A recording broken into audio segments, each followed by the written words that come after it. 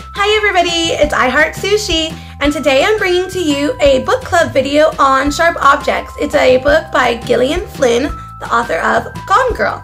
And I am really excited to do the book club videos. You know, after I'm done reading a book, I'm so excited about it. It's like I've had this great experience that I can't really talk to anybody about. It's like if you saw a really good movie, but you saw it alone and you want to discuss it with somebody, but nobody's seen it. Anyhow, so that's the value I see in doing these book club videos. I will say that I did not generate these book club questions on my own. These are actually from the Gillian Flynn website. These are like their official book club questions. So me, myself, and I did not come up with these questions, but we're going to answer some of them. There are about 20 questions. I'm not sure I want the video to be that lengthy, so we'll just take a look at a few of them. So the first question is, soon after arriving in Wind Gap, Camille reflects, Curry was wrong. Being an insider was more distracting than useful. What exactly was Curry wrong about? What advantages did he think Camille's insider status would bring with it?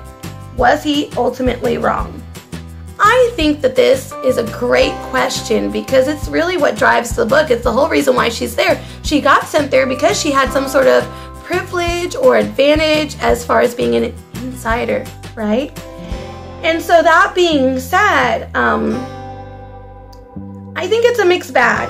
I think that it was both a good and a bad thing. I think he was right and he was wrong. So a lot of the individuals that Camille had to interview were much more focused on her past and her connection to Wind Gap and who her mother was and her mother's legacy or reputation than what it was that Camille was there to discuss it about. And also, her mother played a lot of interference in her being able to get the information. If you can remember, she was visiting with one of the girls' families and her mom just barged in and ended the whole interview. So that was also a detriment. I think that if I had to, you can infer some things happening off the page, right? So I bet you if this story was real, it wouldn't just be that one instance that they used to illustrate her mom becoming overly involved in her work on it.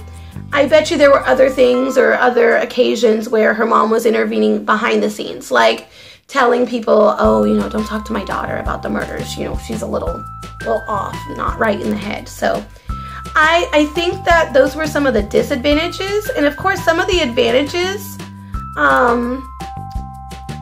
were that people obviously in some ways were more candid, more comfortable, more casual. For example, I can't remember the young man who everybody thought he did it, his name. His girlfriend would not have told wouldn't have told Camille that the little girl had bit her if it wasn't a matter of being candid, if it wasn't somebody that she felt like was around the neighborhood or around the town, and also that she had previously expressed that she looked up to Camille when they were younger, so definitely played a role in her getting a little bit of additional information. So I would say definitely 50-50 on that question. I think it's both an asset and a detriment. So the next one, after 10 years of abstinence, what is it that motivates Camille's promiscuity during her return to Wind Gap? What do you make of her choice of partners, both relative outsiders in the town? These questions are awesome. I asked myself that. I said, she hasn't done it in 10 years. Why now? And why two in the same 24 hours? Something like that. I definitely think something about her environment, the fact that she was around her mother and the stress of it had something to do with it. And maybe that's just my background with my counseling training. I think of, I've imagined her disorder, Camille's disorder, to maybe, and I can't diagnose somebody based on being a character in a book, right? But she does have a lot of traits of a personality disorder called borderline personality disorder. And one of those traits is things like cutting, self-mutilation, but also a large amount of promiscuity. And I'm thinking that being with her mom triggered her disorder if she had it, or, you know, those tendencies in her. So I think she was looking for comfort and maybe intimacy, because it was so raw, and the inability to have that intimacy with her mom, even though she was in close proximity to her, would definitely, I think, make her maybe want to reach out for it in others. I don't know, I'm interested what y'all have to say about that in the comment, because that's the best I can explain, my only explanation to why she became so promiscuous right then. Okay, moving right along. Question 3. Does Camille deliberately sabotage her relationship with Richard? Could they have made a good couple? Camille absolutely deliberately sabotaged her relationship with Richard. But I think it was for good reason. I feel like she sensed that he was not going to be able to handle her cutting and her scars and all the problems. So she pushed him away. And I know a lot of people would say, hey, at least give him the opportunity to decide if he wants to be with somebody like that. But I think that somebody with that type of disorder a lot of times knows the type of individual who can handle and who cannot handle their disorder. So I don't think it was a bad defense mechanism. And sometimes we have defense mechanisms for a reason. I would call that a defense mechanism, and I would say it actually worked, it served its purpose, and it was a good thing. Could they have made a good couple? I kind of just answered that just now. I would say no, absolutely not. And during the course of their relationship, I wanted him to be her Prince Charming. I really did. But I'm really glad that Gillian didn't. She didn't do the whole, like, prince saves the princess thing, like, oh, baby, baby, baby, I love you, you know, and despite your scars and everything that's wrong with you, I love you, and we're going to be together. No, in real life, a lot of people can't handle that. They can't handle somebody with cuts all over their body. He can't. He's not equipped, and you could tell by the way he was saying he was raised and stuff. I didn't think he was having it, and I was really proud of Gillian for having a little bit of the courage is maybe a strong word, but being realistic enough to have that make him push away from her and then never talk to her again. So I think that was really realistic. I think it was really clear in the last moments of the book that that relationship was never going to work out, because eventually he was going to see her scars, and eventually that was going to be too much for him. So regardless, that wasn't going to happen. So number 4, driving through a wind gap, Camille describes the character of each distinct section of town. Sorry, including its architecture, often poorly executed renovations and new construction. What do you make of her critiques? How are their homes symbolic of the people of Wind Gap? I don't think I like that question. I think our time is better spent on another question. Oh, this is a great one, though. Number 5, if you're following along on the website, does Emma? I'm going to assume her name is pronounced Emma? Whatever. So does Emma feel real affection for Camille? What are her motives for getting closer to Camille? I think Emma is really, really, really freaking damaged. I think that she has tendencies of a certain disorder that I don't feel comfortable diagnosing book characters. I'm a second-year counseling student, I know, but I don't feel like I should be making diagnoses from books. So I'll keep that to myself, but I'll say because of the diagnosis that I would think she fits best in, no, I think she uses other people for her own needs. So I think when she shows her frailty or her vulnerability, yes, it's genuine, but it's more to elicit the comfort that she wants, the support that she wants, to get her own emotional needs met. But when people connect with her, she just kind of collects their empathy or collects what it is that she's going to take from them, but she doesn't have any genuine feelings for the other person. So if she's expressing love or care or affection for Camille, it's only to obtain the things that she wants from Camille. So I would say nobody's emotionless. Nobody has no feelings. So maybe she had some like twinkle moments. This big, a little smaller, that big, teeny tiny twinkly moments that she might have felt something.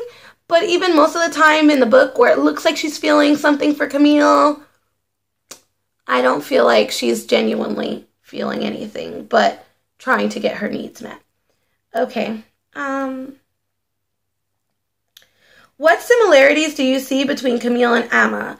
What similarities do you think Camille sees? Okay, so let me back it on up.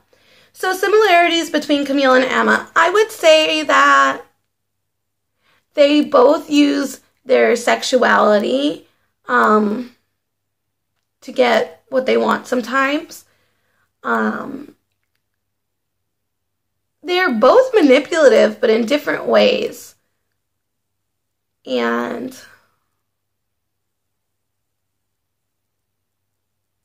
they're both just really broken children. They just broke in different ways. They're both really broken from their experience with their mom, but they both broke in completely different ways. So that's what I would say to that. They're just both broken. I don't think Camille really sees any, and maybe I'm missing something in the book, but I don't think that Camille ever draws any similarities between her and Emma. She almost looks up to Emma, like she if she was strong enough, and I'm saying this from Camille's point of view, not what actually is happening, but if she was as strong as Emma, she could be like Emma too. That night that they rolled on ecstasy together made a lot of things really clear for me. I love the writing in that scene, by the way, where they're crashing and cracking and getting bruises, and the description of like how they are like really hurting, but like they're loving every minute of it. It was very powerful, very good writing. I think also I would say the other point in the book that felt that same kind of like powerful, great writing moment was when Gillian writes that the girls were both, that Camille was spying on Emma in the pig processing plant, and that the smell and the bloody teats of the pigs and the pain and the horror of it, I was like, oh, I'm never gonna eat meat again. Like, it felt so real. Like, that was beautiful, beautiful writing. So, here's an interesting one. How do you describe, I'm surprised they even put anything about Alan. He didn't even have a personality of his own. Like, it wasn't because his character wasn't well written. It was so well written that you realize he didn't have his own character or personality at all. So it says, I lost my place. How would you describe Alan? Number 11, if you're following along. And I'll go ahead and put a link down below to the page where you can find these questions. How would you describe Alan? A man who, as Camille says, never sweats, living among so much anxiety. Do you see this type of contrast between cleanliness and filth and order and disorder elsewhere in the book? Oh, hard one. So I would describe Alan as, I think he also suffers from a lot of anxiety. Actually, I would disagree. But I think the way that he deals and copes with that anxiety is with the extreme level of order and cleanliness.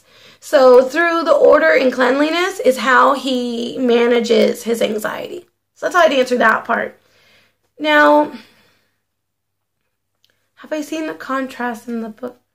No, and I feel bad. I feel like disappointed, like I'm missing something. If you have a good answer to that question, write it down below in the comments, please. I'm interested to see what you think about that. Actually, any of these questions you want to answer, please put it down in the comments. But I definitely am very interested in that one.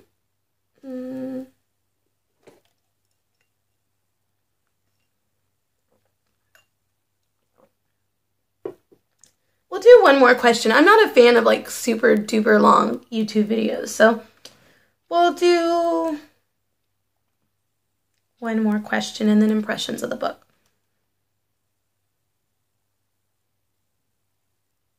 At the end of the book, Camille isn't certain of her answer to one key question.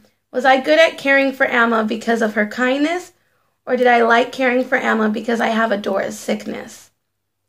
That if there is a question to be asked about this book, that's the question. Jeez, it's so hard to know. I don't know. I want to believe that because, you know, we're so invested in Camille, I want to believe that she's different than her mom. I really, really, really want to believe that she's different than her mom. So I think in a sense she is caring over Emma because of her mom's illness, not because she's ill in the same way as her mom, but very much like any child who is neglected, she wants to maybe pass on the nurturing that she didn't receive. So not because she wants attention for her nurturing the way her mom did, but because she just wants to give the nurturing almost to her inner child, to her inner self. And because that child can't be nurtured, she nurtures Emma in her place. Okay, so I would say that's enough of the questions for now. If there's any other questions that you would like me to answer from that site or any other questions about the book, write them down below. I will definitely get to them. And my overall impressions of the book, I would give it 4 sushi rolls out of 5. It was really hard to get through the first half. For whatever reason, for me, it was really hard to get through the first half. But after getting through the first half, it was good. It was all good in the hood. And I would say that the only thing I didn't care for in the book is the ending. Felt so rushed. Are you with me? The ending was super duper rushed. Like, the whole book just dragged out and unfolded slowly without a lot of action, just slowly. And I don't mind that, but it slowly unfolded. And then, boom, hurry up, we gotta get out of here. It's like she was, I don't know, rushing for some deadline to finish the book because the last bits just came out. And the twist at the end was great that it was Emma. Even though, you know, it wasn't too much of a surprise the whole time in the book. I think any reader knew it was either her mom or Emma or some combination of the two. But I feel like the part where you find out that Emma, you know, was using the teeth as the floor. Oh, that's so creepy. But it could have, I don't know how they could have stretched out, but it just felt really rushed. And then the very end where she's like in some juvenile facility or something, I felt a little disappointed. I felt a little cheated, just slightly. Not that I regret reading the book, but it was such a good book. It seemed like a little bit of a disservice. And I could be entirely wrong. I'm curious on your thoughts on that too. So that was my book club on sharp objects.